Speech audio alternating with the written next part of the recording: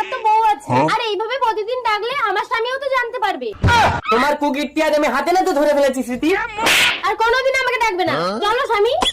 ভুলেও আর আমার সংসারে কোনোদিন যাওয়ার কথা ভাববে না। হলো তো, আমার সংসারটাও গেল তো, এবার আমি থাকবো কোথায়? আমার কাছেই থাকবে। তোমার বউ যার আগে আমাকে দেখলেই তো তুলকালাম করে ফেলবে। কই গেলে স্বামী? আরে মিষ্টি না, এখানে মূর্তির মতো দাঁড়িয়ে যাও আর আমি উল্টা শোন।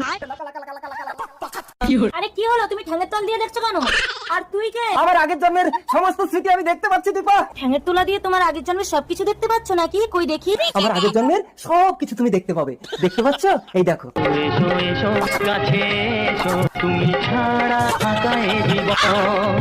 তার মানে আগের জন্মে তুমি একে ভালোবাসতে? এ তাহলে মানুষ না, এটা একটা স্মৃতি। হ্যাঁ, এই দেখতে পাচ্ছ না, হাত লড়লড় করছে, ঘাড় নুড়নুড় করছে, ও কিচ্ছু করতে পারে না। ও শুধু স্মৃতি হয়ে সবসময় আমার পাশে থাকবে। আর শোবার সময় সবার সময় চুপচাপ আমার পাশে শুয়ে থাকবে, কিচ্ছু করবে না।